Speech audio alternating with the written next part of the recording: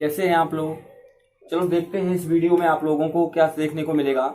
इस वीडियो में आप लोगों को समझाऊंगा कक्षा 11 गणित प्रश्नावली 1.1 का समुच्चय का चैप्टर। बहुत ही इंपॉर्टेंट चैप्टर है और आप लोगों की वजह से मैं आप लोगों के लिए लेके आया हूँ समुच्चय का इस वीडियो। ये वीडियो आप लोग अच्छे से देखिए, अच्छे से समझिए और इसको हल करना सीखिए। समुच्चय किस प्रकार हल होता है, ठीक है। इसमें कोई कठिनाई नहीं है, ना ही समुच्चय से डरिए आप लोग, कुछ नहीं है। समुच्चय आराम से आप लोग हल करेंगे और हम बताएंगे कि आप लोग किस तरह से हल करेंगे समुच्चय को, ठीक है। तो देखते हैं, शुरू करते हैं समुच्चय और बने रहिए शिवम सर क्लासेस में। वीडियो को पूरा देखिए, वीडियो अच्छा लगे तो लाइक और सब्सक्राइब करना मत भूलिए, ठीक है। तो देखते हैं सबसे पहले इस समुच्चय चैप्टर में कौन कौन से क्वेश्चन आते हैं, ठीक है। हम देखें तो ऐसे कौन सा समुच्चय है, अपने उत्तर का औसत दीजिए। एनसीईआरटी मैथ का आप लोगों को क्लास 11th का मैं हल करा रहा हूँ, ठीक है बच्चों। तो आपकी किताब के अनुसार एक एक क्वेश्चन में हल कराऊंगा, तो बस आप लोग पूरा वीडियो देखा कीजिए, ठीक है। जिससे कि आप लोग एक भी क्वेश्चन मिस मत कीजिए, क्योंकि आप लोगों को अगर कुछ समझना है तो पूरा वीडियो देखना पड़ेगा, ठीक है। और ये कुछ ऐसे समुच्चय होता है चैप्टर, ये कुछ बोरिंग चैप्टर होता है, तो इसलिए मैं कहना चाहता हूँ कि आप लोग जब तक पूरा वीडियो नहीं देखेंगे तब तक आप लोगों को बिल्कुल कुछ समझ में नहीं आएगा, ठीक है। तो शुरू करते हैं। तो समुच्चय में देखो, सबसे पहले बता देता हूँ समुच्चय होता क्या है। समुच्चय मतलब होता है सेट होता है एक तरह से, मतलब जिसे हम परिभाषित कर सकते हैं, जिसकी हम गिनती कर सकते हैं, उसको हम समुच्चय के रूप में पढ़ते हैं। और जो परिभाषित नहीं होता है, जिसको गिनती नहीं, जिसे हम गिन नहीं सकते हैं, वो हमारा समुच्चय के रूप में नहीं होता है। जैसे कि इसमें कुछ क्वेश्चन दिए गए हैं। जैसे इसमें लिखा है, पहला क्वेश्चन है जेड अक्षर से प्रारंभ होने वाले वर्ष के सभी महीनों का संग्रह। तो हमें इसको परिभाषित कर सकते हैं और इसको हम पढ़ भी सकते हैं या गिन भी सकते हैं। तो जेड अक्षरों से हम क्या करते हैं, और समुच्चय जो होते हैं वो मझले कोष्ठक के अंदर अवयव के रूप में रखे जाते हैं, ठीक है। अब जैसे जेड अक्षर से महीना होते हैं, हमारे 12 महीने होते हैं एक वर्ष में। उस 12 महीने में हमारे जेड अक्षर से कुछ महीने स्टार्ट होते हैं। जैसे एक होता है हमारा जनवरी, फिर होता है हमारा जून, और फिर होता है हमारा जुलाई। इस तरह से हमारे ये 3 होते हैं हमारे जेड अक्षर से प्रारंभ होने वाले जो महीने होते हैं, जिन्हें हम परिभाषित कर सकते हैं, उन्हें हम समुच्चय के रूप में लिख सकते हैं, ठीक है बच्चों।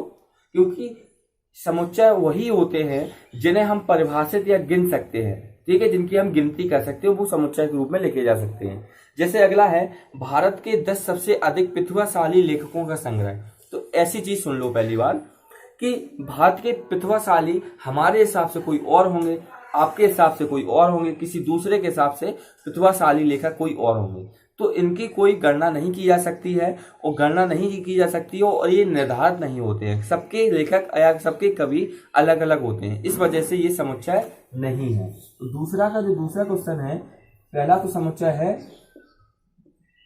पहले में क्या लिखेंगे, समुच्चय है, और दूसरे में लिखेंगे समुच्चय नहीं है,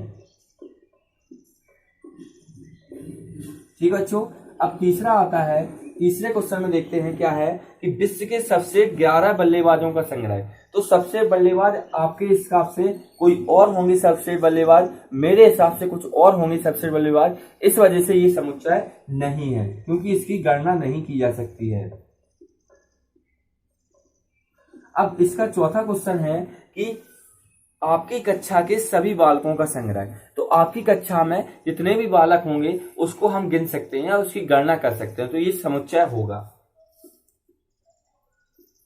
चौथा जो है तो उसका समुच्चय होगा। अब पांचवा क्वेश्चन देखते हैं क्या है कि 100 से कम सभी प्राकृतिक संख्याओं का संग्रह।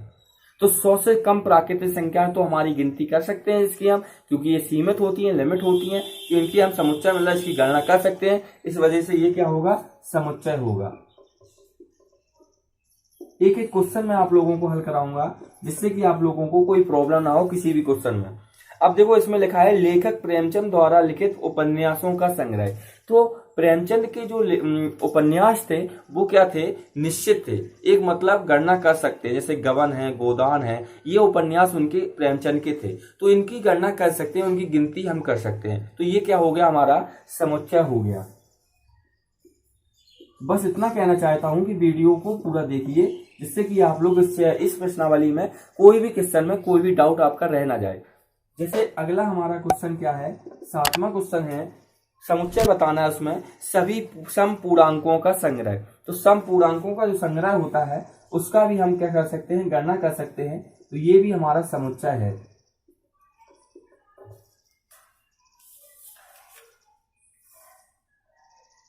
ठीक है बच्चों, इसके बाद है इस अध्याय में आने वाले प्रश्नों का संग्रह। तो इस अध्याय में आने वाले प्रश्नों का जो संग्रह है उसकी भी हम गणना कर सकते हैं, क्योंकि हमें पता है कि इस अध्याय में कौन कौन से प्रश्न आते हैं, क्योंकि हम उनको पढ़ सकते हैं। जो चीज पढ़ी जा सकती है या लिखी जा सकती है या जिसकी गणना की जा सकती है वो हमारा समुच्चय कहलाता है। तो इसमें हमारा ये समुच्चय होगा। ठीक बच्चों, अगला क्वेश्चन देखते हैं क्या है कि विश्व के सबसे अधिक खतरनाक जानवरों का संग्रह। अब इसमें थोड़ा डाउट है कि सबसे अधिक खतरनाक जानवर जो होंगे वो क्या है, सबसे अधिक खतरनाक जानवर।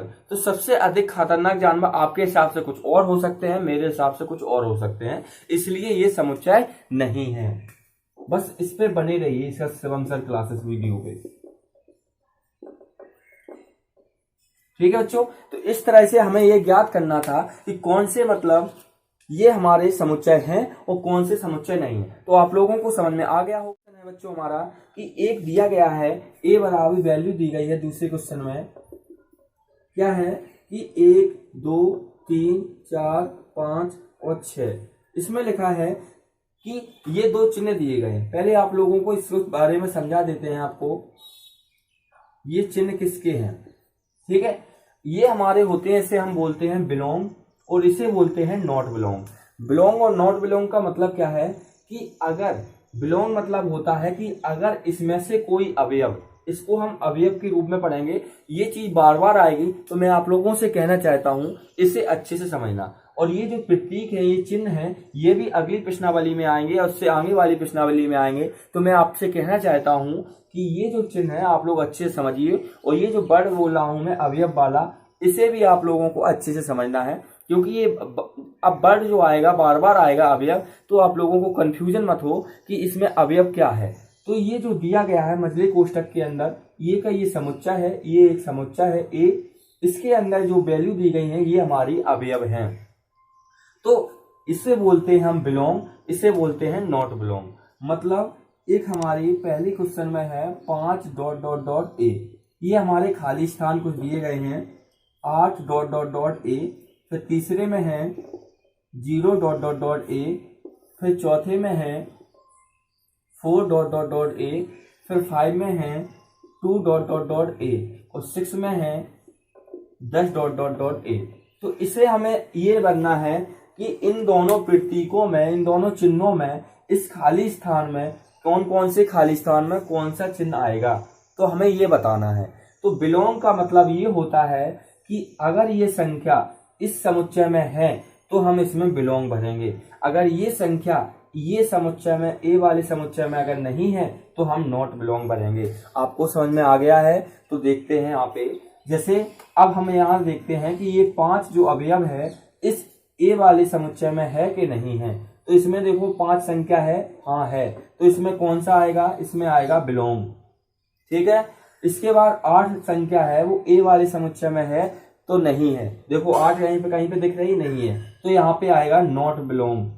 ठीक है, इसके बाद 0 इसमें है, नहीं है तो नॉट बिलोंग। इसके बाद 4 इसमें है तो इसमें आएगा बिलोंग। इसमें 2 है तो इसमें लिख देंगे बिलोंग। इसमें 10 है, नहीं है तो इसमें लिखेंगे नॉट बिलोंग। बात समझ में आ गई? बिलोंग जब आता है कि जब कोई अवयव किसी समुच्चय में उपस्थित होता है तो बिलोंग आता है, और नॉट बिलोंग जब आता है जब कोई अवयव किसी समुच्चय में नहीं होता है। अब इसका ज्ञात करना है, रोस्टर रूप ज्ञात करना है। जैसे कि ए बराबर दिया गया है, मैं आप लोगों को एक क्वेश्चन लिख देता हूं, बाकी के मैं आप लोगों को आपकी अपनी किताब के हिसाब से देख लेना, मैं कोई बार आंसर करा दूंगा आपको। x:x एक पूर्णांक है और -3 less than x less than 7 कोष्टक बंद। तो ये हमारी एक दिया गया है निर्माण रूप। ठीक है, ये हमारा क्या दिया गया है, निर्माण रूप दिया गया है। इसको हमें किस में बदलना है, रोस्टर रूप में बदलना है। तो देखते हैं ये हमारा निर्माण रूप में है और रोस्टर रूप में देखो कैसे बदलते हैं। इसे हम पढ़ते देखो कैसे हैं, x:x एक पूर्णांक है और -3 less than x less than 7 है। तो इसको हमें क्या करना है, रोस्टर रूप में चेंज करना है। ये अभी किस रूप में है, ये अभी हमारा निर्माण रूप में है। अगला क्वेश्चन जब हम पढ़ेंगे उसको हमें रोस्टर रूप से निर्माण रूप में बदलना होगा। तो ये हमारा किस रूप में है, निर्माण रूप में है और किस में बदलना है, रोस्टर रूप में। तो देखो कैसे बदलते हैं। सबसे पहले ये देखते हैं x की जो वैल्यू है वो -3 से बड़ी है और 7 से छोटी है। तो इसके बीच में जितने भी पूर्णांक आते हैं वो सारे पूर्णांक इसमें रखने हैं। तो यहाँ पे रख देंगे हम -2 -1 0, ठीक है, 1 2 3 4 5 6, ठीक है बच्चों। तो ये हमारा क्या हो गया, ये हुआ हमारा रोस्टर रूप। अब आपको समझ में आ गया होगा कि निर्माण रूप और रोस्टर रूप क्या होते हैं, ठीक है, अच्छे से समझना है आपको। अब दूसरा क्वेश्चन देखो क्या है इसका। दूसरा क्वेश्चन मैं पढ़ के बता देता हूं आपको। b = x:x संख्या x 6 से कम एक प्राकृतिक संख्या। तो प्राकृतिक संख्या जो होती है वो 1 से स्टार्ट होती है हमारी, ठीक है। तो इसमें रोस्टर रूप में जब हम करेंगे 6 से कम प्राकृतिक संख्या लिखनी है। तो 1 2 3 4 और 5, ये हमारी 6 से कम प्राकृतिक संख्या हो गई। अब तीसरा क्वेश्चन देखो क्या है, c = x:x 2 अंकों की ऐसी प्राकृतिक संख्या जिनके अंकों का योगफल कितना हो, 8 हो। ऐसी प्राकृतिक संख्या लिखना है 2 अंकों की जिसका योगफल, अंकों का योगफल 8 हो। जैसे सबसे पहले हम लिखेंगे कौन सी होगी, 3 5, ठीक है, 3 5 के बाद 5 3 4 4, ठीक है, 1 7 7 1, ठीक है, 8 0। और हो सकती है क्या, ठीक है बच्चों, देखो और भी हो सकती है क्या, 6 2, हाँ 6 2 हो सकती है, या 2 6 हो सकती है, 6 2 हो सकती है। इस तरह से ये संख्या हमारी ज्ञात हो गई। तो ये संख्या जो है ये हमारी प्राकृतिक संख्या है 2 अंकों की। इनको जोड़ने पर क्या प्राप्त होता है, हमें 8 प्राप्त होगा। देखो 3 5 8 5 3 8 4 4 8, ये संख्या इस तरह से प्राप्त होंगी। अगला देखो चौथा क्वेश्चन क्या है। चौथा क्वेश्चन है कि x:x एक अभाज्य संख्या है जो संख्या 60 की भाजक है। तो 60 की भाजक देखो संख्याएं होती हैं और कैसी है, अभाज्य। अभाज्य जिसके एक ही गुणनखंड हो। तो 2, 3 और 5, ये हमारी ऐसी संख्याएं हैं जो अभाज्य संख्याएं हैं और 60, इसमें 60 को भाग भी दे सकते हैं, 60 का भाजक, ठीक है। जो बच्चे पूरा देखा है तो उनको अच्छे से समझ में आ गया होगा। जैसे मैं E बराबर एक फॉर्मूला बताता हूँ, TRIGONOMETRY,